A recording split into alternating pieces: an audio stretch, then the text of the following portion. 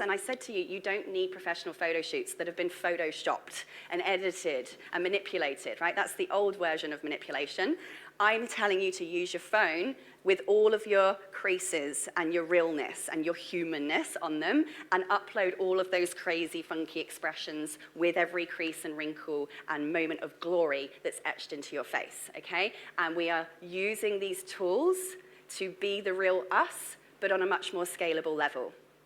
Yeah, that's, again, just my personal opinion. I am not against people completely AIing themselves altogether. Carly is one of the ones who's totally AI me right up. Most people don't even think she's real because she only puts up AI images of herself. So this is where I'm saying there isn't a right or wrong here. And I don't want anyone to feel guilty or bad about their own position, their own perspective around how you manipulate yourself, if we're going to use that word. I want you to know that what you choose to do is the right thing to do. However, very interestingly, the first AI law has just passed. It's in the last 48 hours or so, wasn't it? Yeah, I literally saw the news this morning, came into my little RSS feed I have of AI news. The first ever AI law has just passed in Australia.